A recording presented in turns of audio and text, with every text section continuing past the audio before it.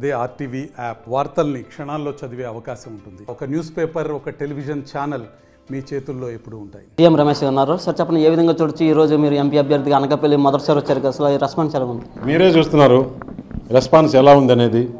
నేను చెప్తే నా తరపున చెప్పుకున్నట్లుంటుంది. మీరు రెస్పాన్స్ మీకు బాగా తెలుసు, ప్రజల్లో నుంచి రెస్పాన్స్ బ్రహ్మాండంగా ఉంది. ప్రజలను అడిగితే కూడా చెప్తారు. అంటే అనకాపల్లి వచ్చారు మొదటిసారిగా, నిన్న చోడవరంలోకి ఇష్యూ చేశారని చెప్పి కొంతమంది చెప్తున్న పరిస్థితి ఏ విధంగా? అనకాపల్లి వచ్చారు, చోడవరంలోది ఇప్పుడు మీకు ఇండిపెండెంట్గా ఇచ్చినాను, దాంట్లో నుంచి తీసుకోండి ప్లీజ్. చెప్పండి సార్, అసలు ఏ విధంగా రాష్ట్ర వ్యాప్తంగా 10 సీట్లు బీజేపీ కేటాయించారు, ఏ విధంగా? రాష్ట్ర వ్యాప్తంగా 10 అసెంబ్లీలు బీజేపీ కేటాయిస్తారు. 10 అసెంబ్లీలో దాదాపు నాకు తెలిసినంత వరకు 8-9 అసెంబ్లీలు గెలుస్తాయి. ఏ విధంగా ఉండబోతున్నాయి సార్ ఎన్నికలు? కూటమి ఒక పక్క, శబ్దం అంటూ పక్క, జగన్మోహన్ రెడ్డి మరో పక్క. శబ్దం నిశ్శబ్దం అయిపోయింది. ఇంకెక్కడ శబ్దం ఉందా?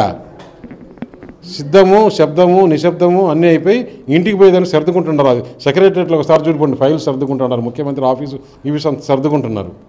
అనకాపల్లి అనేది ప్రశాంతంగా ఉన్న ప్రజలు, అలాంటిది ఇప్పుడు ఎక్కడి నుంచో వచ్చిన నాన్ లోకల్ వ్యక్తి ఇక్కడ ఎంపీ ఏంటంటే అధికార పార్టీ వాళ్ళు చెప్తున్నారు.